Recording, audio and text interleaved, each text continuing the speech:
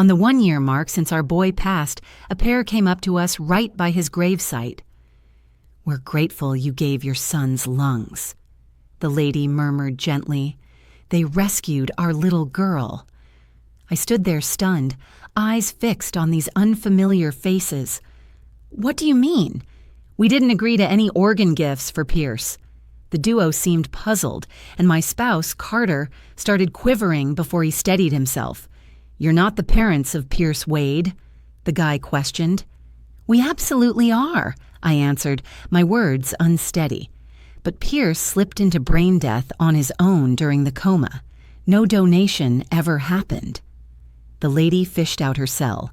Yet this message indicates something different. She held it up for me to see. Organ gift approval signed off by Carter Wade with MD liaison doctor, Rachel Weinstein. A chill shot through me.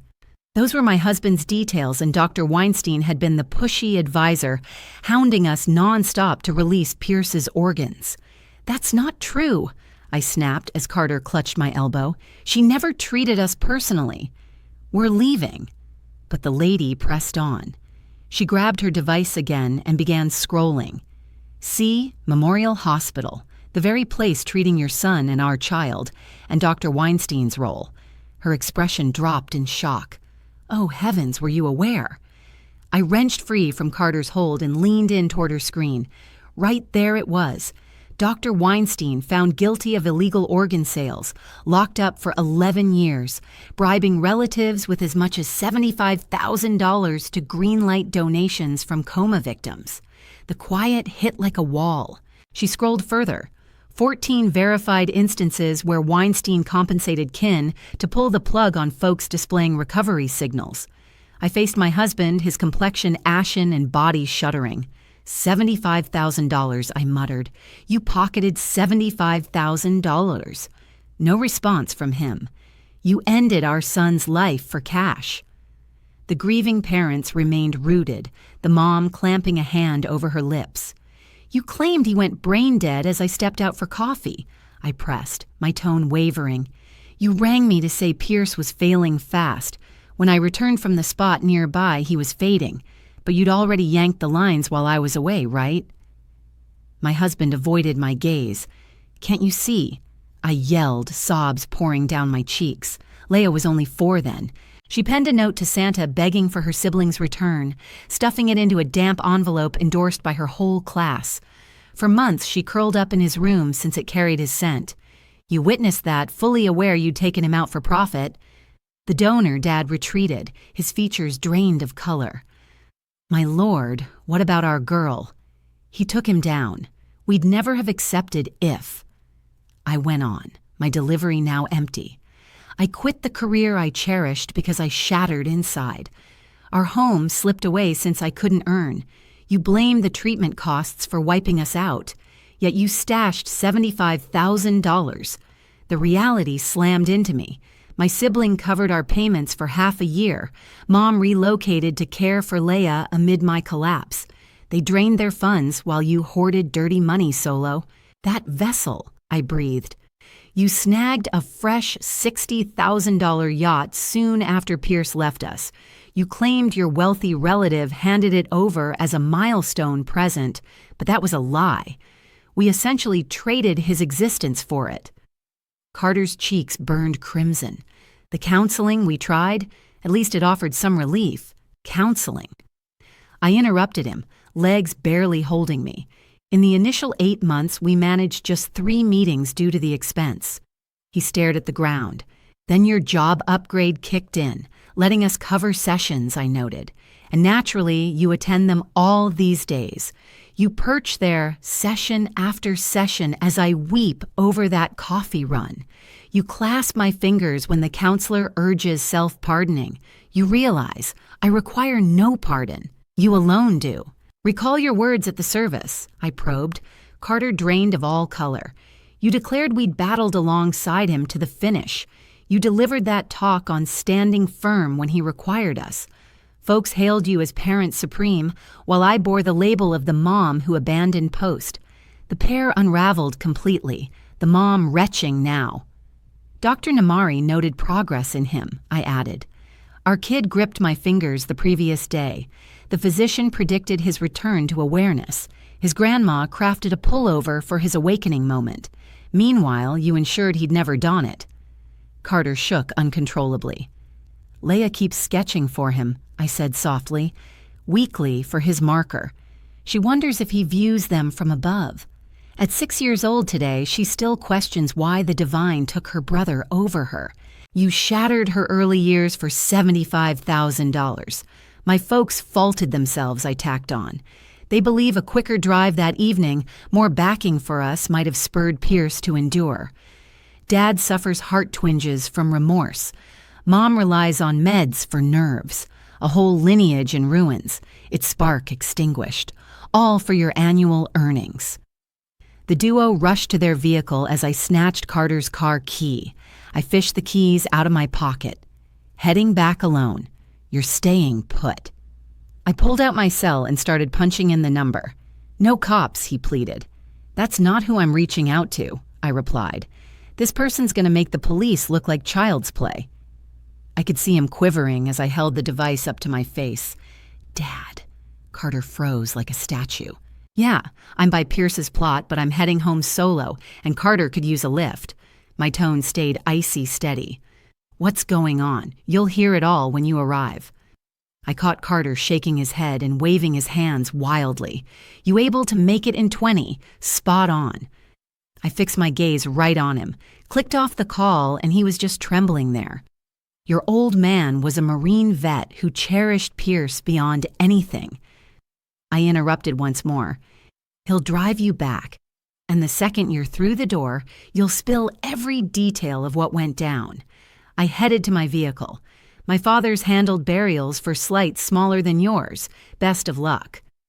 Those 20 minutes dragged like decades as I stood in the graveyard, eyes on the path, until Dad's dark Ford F-150 rolled in past the entrance. Even from 50 feet, his pale grip on the wheel stood out. Carter tried easing away from me, but his only option led straight to the truck pulling up at the edge. Dad ignored me entirely, his stare drilling into Carter via the glass like he was zeroing in on prey.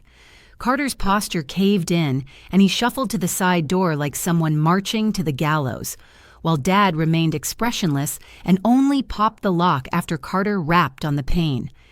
That snap echoed like a rifle shot in the quiet burial ground. Carter climbed aboard as I pivoted and strode to my ride without glancing back. If I'd caught Dad's expression right then, I might have shattered completely. My fingers shook so fiercely climbing into the driver's spot that the keys slipped twice before sliding into the slot.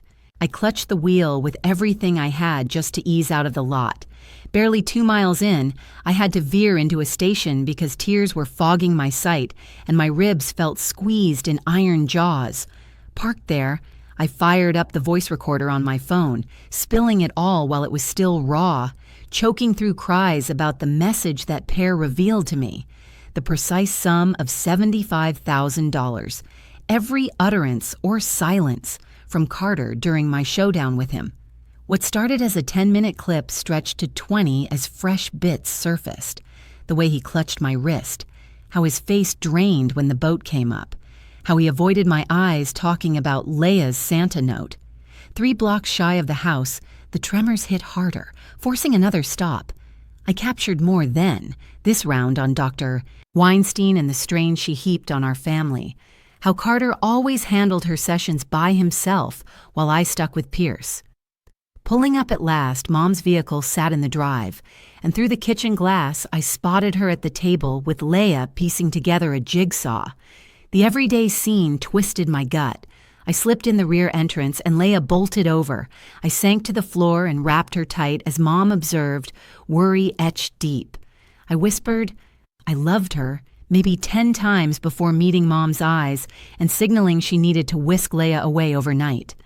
Mom simply agreed, no prying, since the distress was plain. Leia held up a puzzle bit resembling a butterfly, and I praised her cleverness while Mom stuffed the sleepover pack. In 15 minutes flat, they'd left and quiet enveloped the place. That evening, I booted up my computer and dug up the clip my relative shared on Facebook from Pierce's service. Right there, Carter at the lectern, in his dark attire, Speaking of how we battled for our boy to the last, his delivery rang firm and assured as he claimed we'd stood by when Pierce required us urgently, forcing me to dash to the loo and retch as he droned on about parents' holy obligation to shield their kids. Returning, I replayed it thrice. Nausea building sharper each pass as overlooked details jumped out. The repeated tie tugs when hospital time arose. The hitch in his tone, not sorrow, but another edge, declaring Pierce's passing held meaning. Over 200 remarks praised Carter's courage and fortitude, lauding us as stellar guardians. I snapped pics of them all, certain these folks would face the facts before long. I signed into our digital accounts and pored over records from 2 years back, hunting unusual inflows post-Pierce. And bam, it glared from the display, chilling me anew. 3 distinct $25,000 cash inflows doled out across a fortnight after Pierce's passing, each tagged as a present in the notes. And I remember Jared Carter mentioning how his relative pitched in for the burial costs. It struck me as strange that Carter kept having those solo chats with the physician while the mom hung back with Pierce. It was always Carter dealing with the hushed talks. The moment he lunged to seize her wrist and halt the discussion after I pulled up all the account statements from that time and spotted those extra modest cash inflows, $5,000 in one spot, $3,000 in another, each barely dodging the disclosure threshold with fuzzy labels every time. The Marina sales site was still showing that completed transaction via Google search. When I tapped into it, the precise buy date turned out to be 32 days post-Pierce's passing, with the transaction amounting to $58,000 paid in cash. I captured screen grabs of it all, forwarded them to my inbox across 3 separate accounts, uploaded to cloud storage, ran off hard copies, and stashed them in a file tucked away in the garage amid forgotten paint tins. I fired off a detailed message to my sibling detailing the whole cemetery incident, and she shot back right away that she was heading over and to hold off on any moves till she arrived. She showed up 40 minutes later, laptop in tow, a pack of Kleenex, and an expression I'd never witnessed on her. A fierce determination, like she could raise everything in sight. We hunkered down at the kitchen counter as she assisted in piecing together a sequence of events, all while I wept and muttered that she'd sensed issues with the yacht and the abrupt funds. Why hadn't she pressed harder? Come morning, I dialed the records office at Memorial Hospital and requested Pierce's full health records. The staffer mentioned a 2-week wait for handling, but once I brought up potential court proceedings, she paused the call. A manager jumped in and offered to rush it to 3 days for an added charge. I recited my card details as my sister jotted down their every remark beside me. Once I ended the call, I rang the counselor's practice and voiced a plea for an urgent solo appointment, minus Carter. My tone broke as I shared a huge breakthrough tied to Pierce's demise. The front desk rang me back within the hour, noting Dr. Martinez had a slot the following day at 7:00 a.m., ahead of her usual schedule, and I scribbled it with trembling fingers. That evening, I headed to Mom's place to look in on Leia, forcing a cheerful vibe when she dashed over to display her latest sketch for Pierce, a vivid rainbow pierced by soaring birds. She wondered if Pice could spot rainbows up in heaven, and I assured her he definitely could, as Mom observed from the threshold with anxious glances, prompting me to slip away to the lavatory where I muffled my cries into a handcloth to spare Leia's ears. Deep into the night, once Leia had drifted off at Mom's, I unrolled a big sheet of poster paper over the dining setup and started charting it out. I marked Pierce's entry to the hospital on the far left and sketched a timeline stretching rightward. Each clinic stop landed along it, using assorted hues from markers. Blue for joint visits with Carter and me, red for Carter's unaccompanied time with Pierce, green for each outreach from that medical center rep on tissue gifting, the red spots bunched up in the last 7 days, resembling blood splatters. My fingers ached from clutching the pen so fiercely as the scheme sharpened into focus. Carter had spent 3 full hours by himself with Pierce the day prior to his end. 3 hours flat while I was back home, laundering outfits and settling accounts. The chime sounded at 7 a.m. sharp, and there stood Dad. His jaw locked so rigidly I feared his molars could shatter. He enveloped me in a bear hug that seemed like a shield and declared he'd manage every interaction with Carter going forward.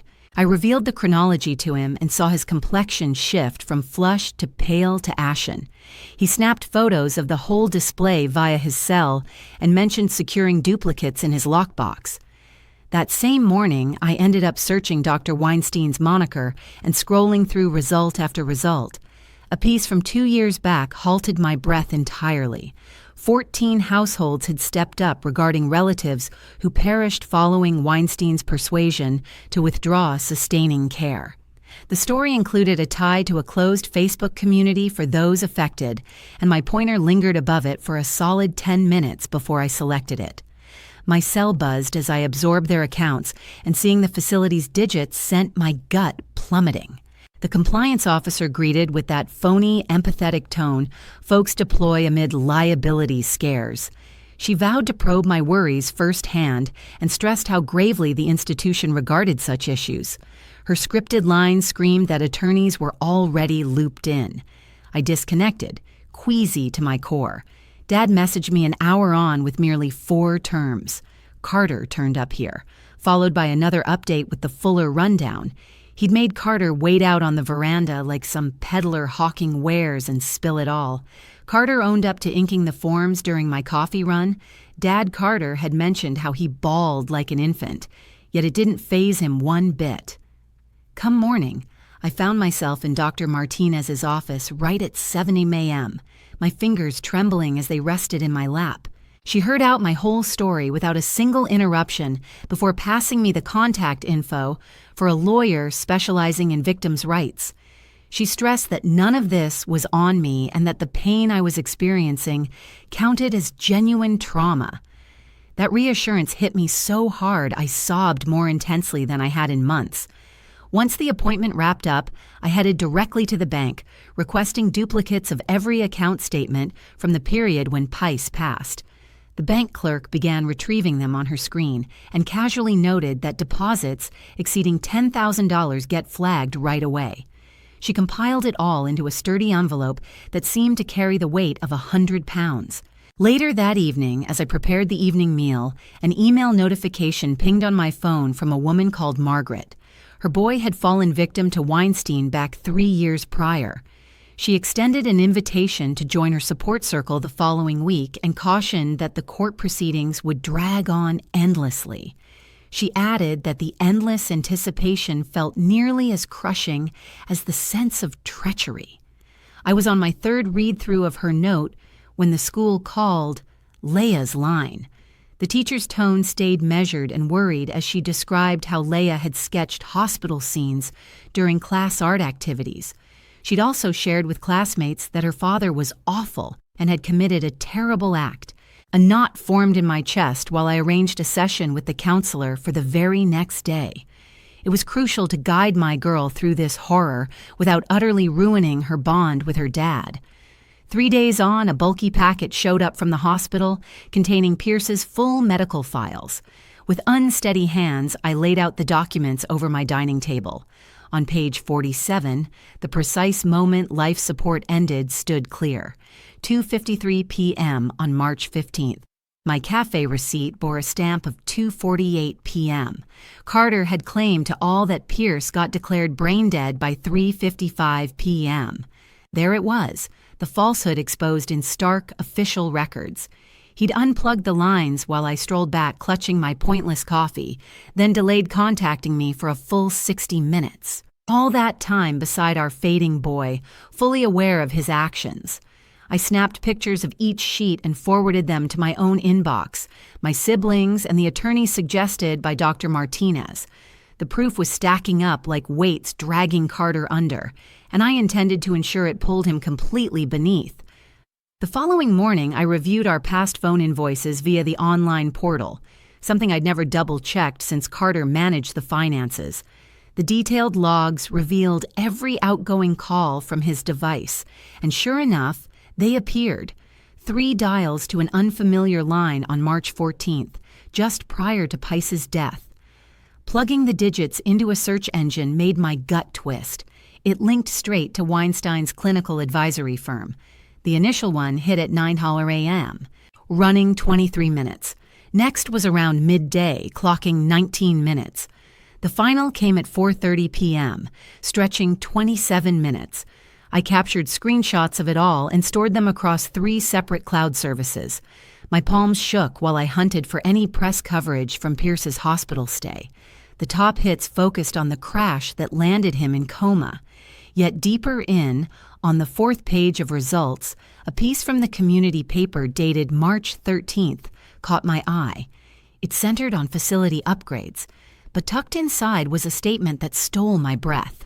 Dr. Nemari informed the journalist that multiple coma cases at Memorial displayed promising brain function recoveries and could rouse within weeks. No specific patients named, but the date aligned perfectly, 2 days prior to Carter yanking Pierce's connections. I ran off 20 duplicates of the story, marking Nemari's words in yellow highlighter on every copy. That same afternoon, Dad arrived home with the call logs I'd sent over. His expression remained icy as he headed directly to Carter's place, keeping his plans from me. After 2 hours, he messaged that Carter owned up to taking the payment, but insisted he believed Pice was hopeless regardless. Dad noted how Carter wept like a child and pleaded for silence on the admission to me, though Dad had captured the whole exchange on his cell. As I absorbed Dad's update, my device buzzed with a message from an unidentified sender. The other parent had obtained my contact and wanted to chat, explaining her child survived thanks to Pice, but the remorse over profiting from Carter's deed was unbearable. I stared at her words for a solid 10 minutes before replying that I'd mull it over. 3 days afterward, I met with a victims' rights attorney endorsed by the group. She examined my collection of proof and outlined that pursuing criminal case against Carter faced slim odds, given how tough it'd be to establish motive. Civil suit offered the stronger path, she advised, though it'd span years and yield uncertain gains. She urged me to keep collecting proof, and recording every detail is crucial since surprises can always emerge. What prompted Carter to place those 3 calls to Weinstein's office right before Pierce passed away? What did they chat about during those 20-minute conversations each time? That news story on recovering patients appeared suspiciously timely for anyone eager to rush a choice on life support. A week later, an envelope from the district attorney's office landed in my mailbox, containing a duplicate of Weinstein's plea deal record.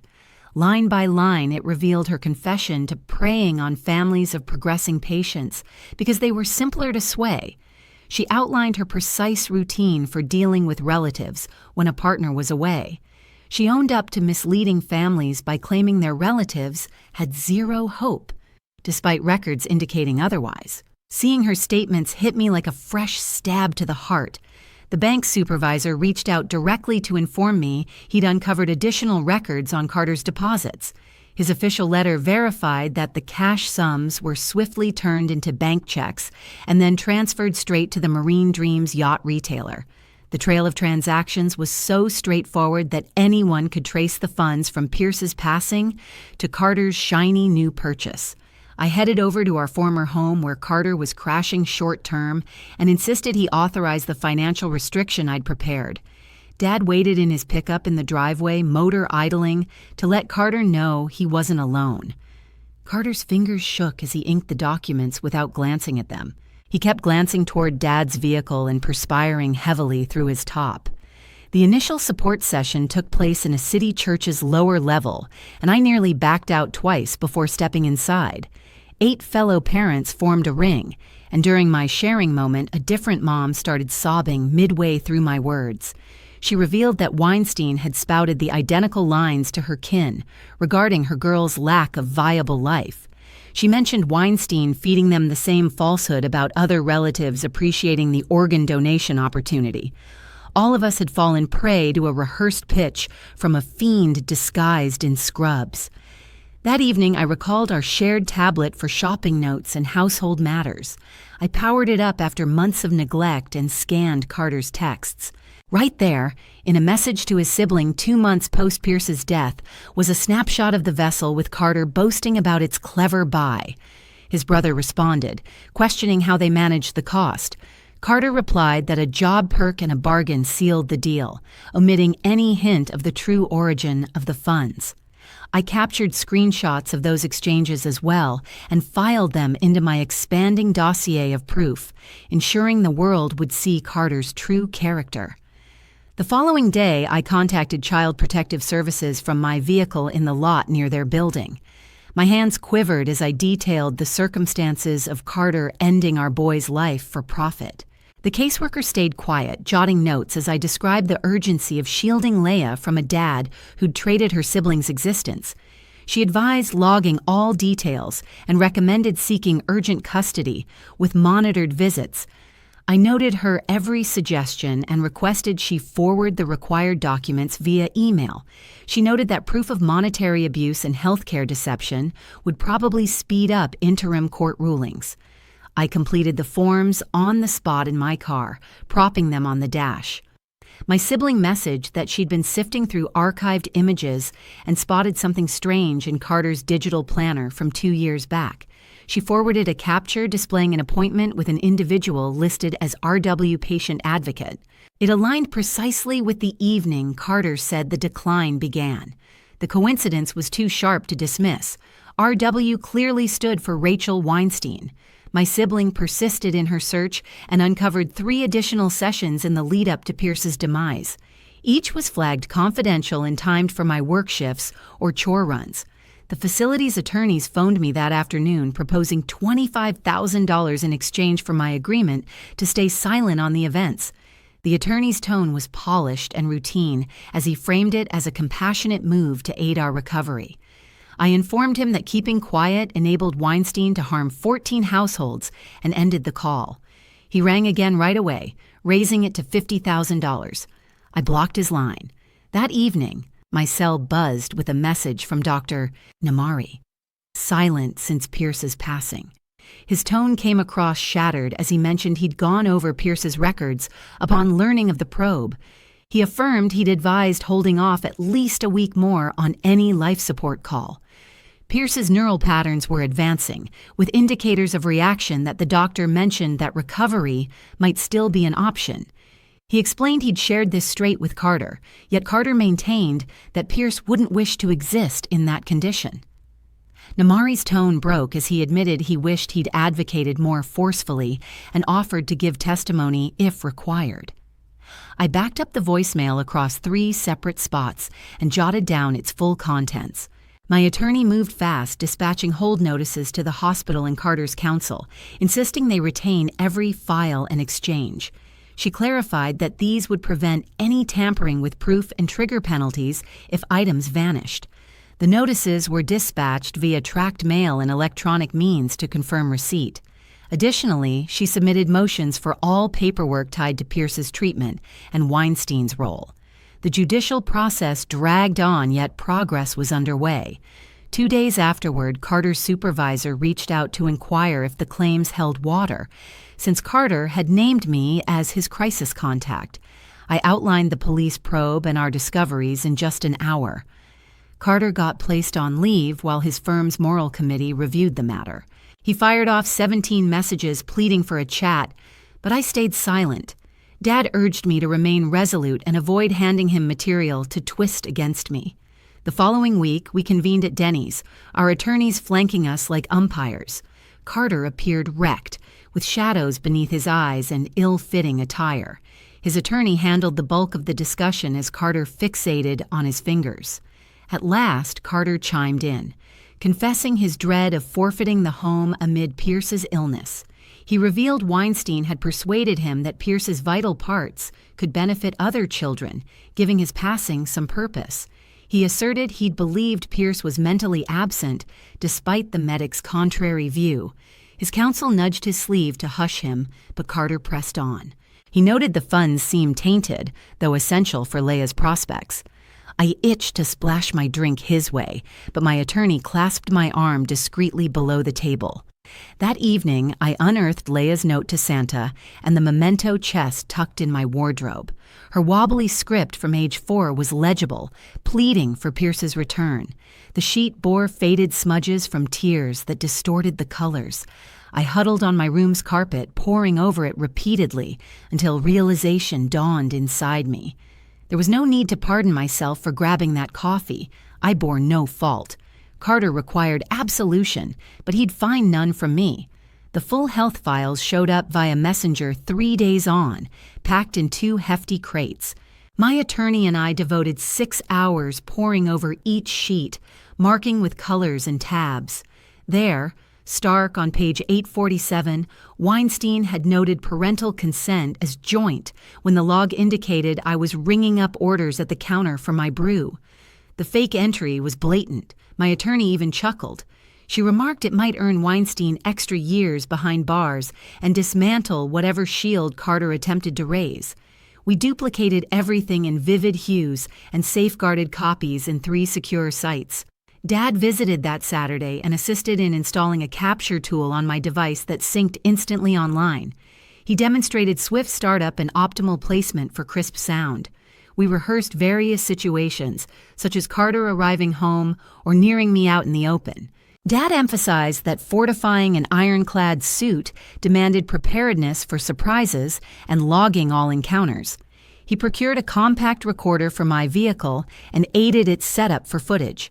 Should Carter attempt a face-off in the lot, we'd erect a barrier of proof to shield Leia and guarantee true reckoning this round.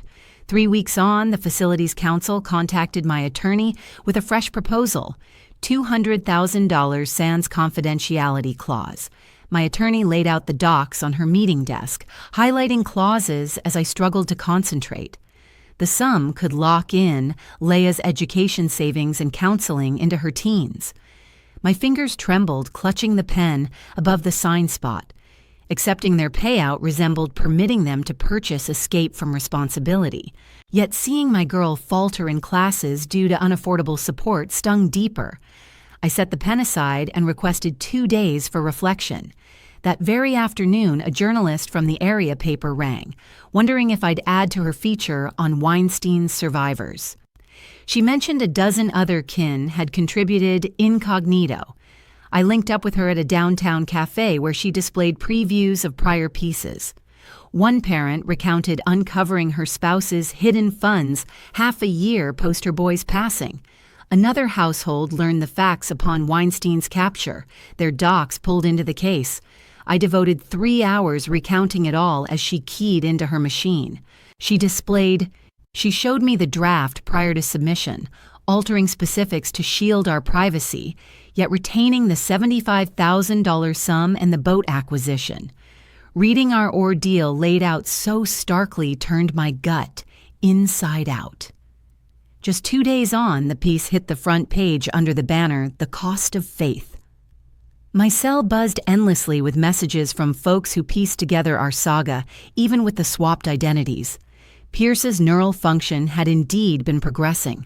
Dr. Namari reported that Carter had confided to the physician Pierce would never accept such a diminished existence. It left me pondering Carter's true motives in those clandestine sessions with Weinstein prior to the catastrophe. That very evening, the adoptive mom fired off an email packed with 3 pages of remorse and a pledge to bear witness to the cemetery encounter. She included research papers indicating that Pierce's pattern of cerebral patterns frequently resulted in rebound. Her little girl was thriving, though burdened by the weight of survival remorse, aware that another's loss had paved her survival. They expressed eagerness to back our campaign for stricter hospital regulations. I ran off the correspondence and slotted it into my dossier of proofs. Come morning, I headed to the county building and submitted papers for marital dissolution. The clerk piled on form after form as she walked me through the parental assessment steps. I pushed for monitored visits for Carter and exclusive authority over health and schooling choices. The submission cost drained my bank balance, but my father covered it with a check before I uttered a word. In under 7 days, Carter got the papers at his place and bombarded the landline with 17 calls. I ignored them all and preserved the voice messages capturing his frenzy. My attorney assisted in crafting an official parenting plan, allotting him alternate weekends under a judicial overseer. Midway through the split process, Carter's counsel forwarded his sworn statement to ours. It asserted that Weinstein had assured him Pierce qualified as clinically deceased with slim odds of revival, though the scans I'd compiled revealed steady neural gains right up to his passing. Carter's filing further noted, I consented aloud to the choice prior to stepping out for a brew. My attorney burst into laughter at that line, given the surveillance video depicting me heading solo to the coffee spot in tears. She marked each inconsistency and filed it to underscore ongoing deceit. Via my public records bid, I secured the facility's yearly review from Pierce's fatal year. The hefty 50-page dossier outlined 6 grievances regarding Weinstein's tactics in urging kin prior to any probe. Officials convened thrice over her pushy approach to care advocacy, yet did nothing. A single sheet revealed her organ procurement outpaced every other specialist statewide. The institution's moral panel had tagged her figures as improbably high absent duress. I duplicated it 5 times and dispatched one to the Journalist. That Saturday, with Leah at my mother's, I positioned my device to capture a recorded plea. In Pierce's former bedroom, I faced the lens for a solid hour, recounting the full saga. I detailed my fierce quest for honesty and why I could no longer share a life with a man responsible for ending his siblings' days. I displayed his infant pictures and the card he'd crafted for me on Mother's Day the prior year. I stored the footage on a USB and stashed it in my vault for Leah's 18th birthday. The sworn testimony came faster than anticipated. I donned my sole business outfit and hauled along 3 binders of sorted materials. The facility's counsel perched opposite at the vast conference setup, appearing uneasy. I steadily outlined the sequence, displaying each paper and clarifying its significance. Probing my mindset, I recounted learning amid gravestones that my spouse had bartered our boy's future. Their chief counsel fidgeted with his device and murmured to his partner. Following 4 hours, they called a break and raised no challenges to my filings. Carter's session the following day unfolded just as my counsel foresaw. The stenographer later shared with my attorney that she'd rarely witnessed such repeated self-sabotage. Questioned on his eulogy, insisting we'd battled to the last, Carter dissolved into tears. He confessed rehearsing those lines for days, fully aware he'd severed the connections during my absence. Regarding the $75,000, he initially rejected it, then downplayed the figure before owning the total. His representative strove to steer him, but Carter rambled on. He revealed the remorse devouring him and a desire to end it all. The facility's team traded anxious looks as he noted Weinstein's 6 calls that fateful week. A month post-testimonies, the prosecutor's team mailed a notice refusing to pursue indictments. They pointed to lacking proof of willful crime and expired deadlines for deception counts. I wasn't shocked. I wasn't shocked when Carter's attorney probably secured a deal for immunity by flipping on the hospital. The lawsuit on the civil side kept rolling anyway. Our attorney assured me we possessed solid proof to ruin the facility's image, regardless of whether prosecutors ever brought charges. 3 weeks on, my counsel launched the civil action against Memorial Hospital in Carter, linking up with 14 additional households who'd suffered from the identical plot. The firm's meeting space overflowed with moms and dads, clutching tissue packs and hefty stacks of health files. Each clan shared their ordeal, and it hit me that our nightmare wasn't the harshest. A parent had buried twins after her spouse pocketed $100,000. Yet another dad took his own life upon uncovering his actions. The main lawyer outlined how our collected proof could drive the place into financial ruin, prompting their insurer to eagerly pursue a resolution. Come the following Monday, I started EMDR sessions since standard counseling failed to ease the deep pain.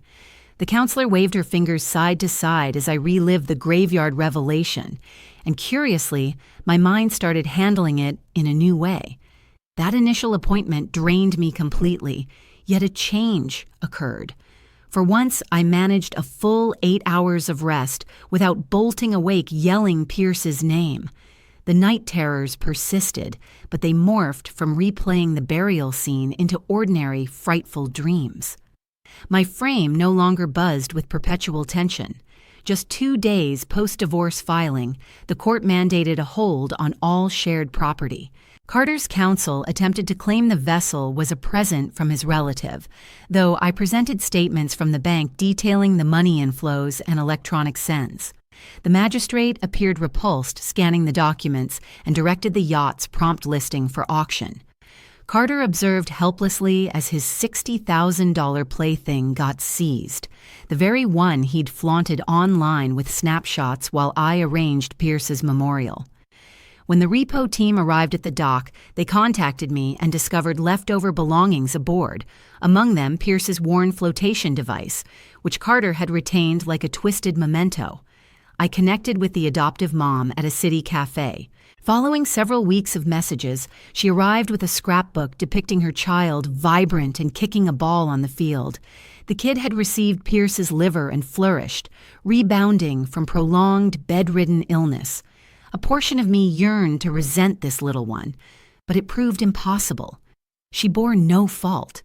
Her parent wept, recounting how they'd have rejected the transplant had they learned of Carter's compensation. She revealed the gratitude note her daughter had penned to our kin, which stayed unsent once the deception surfaced. We lingered for 3 hours, swapping images and accounts, 2 guardians bound by the most devastating sorrow. Once our attorney warned of exposing all 14 incidents to the media, the hospital's payout proposal surged from $50,000 to $500,000. It encompassed complete funding for Leia's counseling through age 21, along with my own treatment expenses. Counsel mentioned we might squeeze out extra if we pressed harder, but exhaustion had set in from the endless strife. Fellow victims were inking deals too, as forward momentum called for all of us. Following a pair of weeks negotiating via my lawyer, I greenlit the agreement, yet balked at any clause muting talk of Pierce. They pushed for non-disclosure as a stipulation, but I stood unyielding. Certain fights outweigh cash, and Pierce's tale demanded airing. The institution relented only after grasping I'd forfeit it all rather than hush up.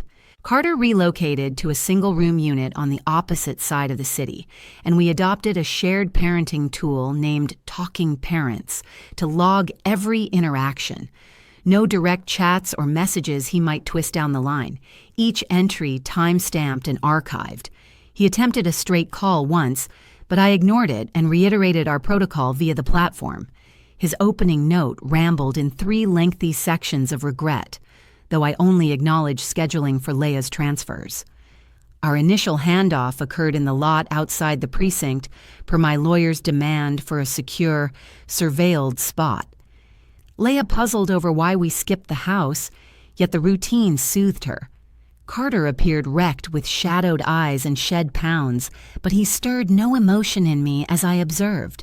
He reached with a sealed packet, but I gestured to the designated bin for pass-offs. The watching cop witnessed the lot and gave a subtle approval as I drove off.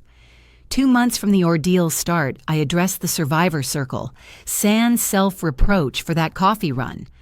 I described Pierce gripping my fingers and Carter yanking the tubes during my brief absence. The group grasped it instantly. One father remarked, "Not being there doesn't equal disloyalty." Heads bobbed in agreement. A mom, betrayed by her partner's parallel misdeed, added, "Granting ourselves grace for our flaws differs from excusing a fiend's cruelty."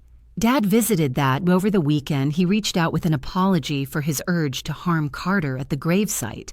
He explained that nightmares about Pierce had made him see that aggression wouldn't resurrect him. We decided to channel our energy into safeguarding Leia and ensuring Pierce's experience could prevent similar pain for other households. My father began crafting a remembrance chest alongside Leia, stuffing it with Pierce's beloved items and tales from his life. My mother contributed by outputting every snapshot from prior to that awful incident. Our Sunday sessions involved collaborating on it as Leia sketched fresh illustrations to include. Yet the 1-year mark of Pierce's passing arrived abruptly. So we observed it quietly, just Mom, Dad, my sibling, Leia, and myself at the burial ground. That prosecutor's note dropping charges feels suspiciously timed to benefit the medical center. Dropping the case just as Carter prepares to speak out against them raises questions about secret dealings we're not privy to, particularly since 14 households share comparable accounts involving the identical liaison. Carter received no invitation and made no request via the platform. I carried the sweater his grandma had handmade prior to her death, the dinosaur-patterned one Pierce would have adored, and bundled it in wrapping paper to place at his marker.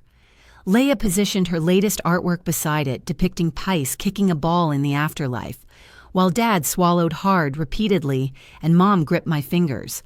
We didn't linger since Leia started shivering. As we departed, I brushed the headstone and whispered to Pierce that I grasped the reality. The following week, the charity contacted me regarding a flexible role assisting bereaved parents. Despite the compensation being only half my former earnings, I accepted without hesitation. Returning to employment after such an extended break felt disorienting. Still, the fellow caregivers there comprehended my need for a quick moment in the restroom to steady my nerves. Finances strained with the reduced income, but the compensation funds handled Leia's counseling and our essentials. I began packing meals from the kitchen and dropped the subscription channels Carter had added using his ill-gotten funds. The shared custody tool turned into our sole exchange channel, with each note logged complete with timestamps. When Carter attempted a straight text concerning Leia's performance at school, I captured the screen and directed him back to the app to enforce our pact. His monitored visits occurred bi-weekly on Saturdays at the local hub, overseen by a counselor as they engaged in tabletop activities. Leia puzzled over why her father couldn't escort her to the playground solo now, yet she adapted to the altered schedule. Half a year following our cemetery visit, I could finally recall Pierce, without that suffocating pressure in my torso. His passing wasn't merely a heartbreaking mishap or divine intent, as so many claimed during the service. It stemmed from treachery by the individual meant to shield him. Voicing that distinction in sessions proved more healing than 2 years spent faulting myself for that coffee run. The remorse lingered, but it shifted to its rightful target. Leia commenced imaginative sessions with an expert in young loss. Within 3 months, she ceased including medical facilities in all her sketches. Her counselor guided her in crafting an emotions diary, where she penned notes to Pierce about joyful recollections rather than solely mournful ones. She described the occasion he instructed her on biking and their shelter-building adventure amid a downpour. Nowadays, her illustrations portrayed Pierce in playful pursuits, like devouring frozen treats or romping with their former pet, no longer confined to a sickbed. Within the peer circle, 5 parents whose offspring fell to the identical plot started consulting an attorney on facility regulations. We devoted Tuesday evenings to scrutinizing guidelines and operations, highlighting each lapse that doomed our children. 3 months on, we delivered our suggestions to the Administration Council, and they paid attention since their legal team recognized the potential for widespread exposure. The updated measures we influenced demanded dual, unrelated physicians to approve terminal choices and banned monetary rewards for tissue harvesting. My sibling connected me with a fellow from her fitness spot who'd endured his spouse's passing from the illness 3 years back. Our initial encounter was over beverages, and he remained composed as I shared the saga of Carter and Pierce. He simply acknowledged it and remarked, "Rebuilding faith requires patience." He got why I glanced at my device obsessively on early outings to confirm Leia's well-being with the caregiver. 2 months in, I allowed an introduction at the play area, and she warmed to how he propelled her skyward on the swings unprompted. He avoided any paternal role, serving merely as an acquaintance of her mother, which simplified matters greatly. Existence started seeming viable once more, though it resembled nothing from my visions when Pice still breathed. Certain dawns, I'd awaken sans the instant sting of his absence. Then self-reproach would strike for that brief lapse in memory. But Leia giggled with full-hearted joy these days. Genuine outbursts as she viewed Cardo when she ran around with toys or hung out with pals. Not those strained grins from the early days. Every now and then, I'd spot echoes of Pierce in her face, like the scrunch of her nose during focus or the slight tilt of her head while posing inquiries. Such instances stung deeply, yet they came across as precious offerings, fragments of him lingering in his sibling. The revival I begged for in prayers didn't arrive, but watching Pierce endure via Leia's joy outweighed any divine wonder.